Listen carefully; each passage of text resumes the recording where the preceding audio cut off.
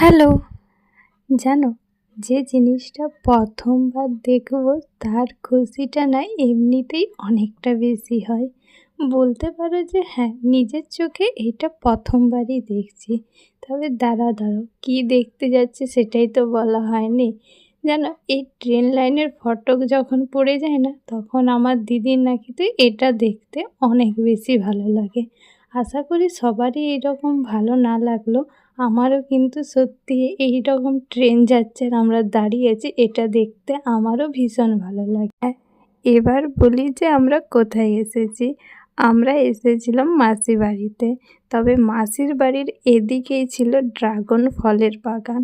আর এটা আমি নিজের চোখে প্রথমবার দেখছি যে এতগুলো ড্রাগন ফলের গাছ, মানে আর এত সুন্দরভাবে লাগানো। আর তারপরে এসেছিলাম, এটা আমি বলবো না, তোমরা কারা কারা এই জায়গাটাকে চিনতে পারছো তোমরাই আমাকে কমেন্ট বক্সে জানিও। তবে এখানে কিছুক্ষণ সময় আমরা দুজনে টাইম স্পেন্ড করলাম। আর তারপরে গ্রামের আমার এই সবুজের চারিদিক রাঙা এই দৃশ্য দেখতে আমার ভীষণ ভালো লাগে। আর সত্যি কথা বলতে না, এইরকম এত সামনের থেকে ট্রেন পেরাচ্ছে আর আমরা এদিকে বসেছিলাম, এই মুভমেন্টটা না আমাদের কাছে ভীষণ স্পেশাল ছিল।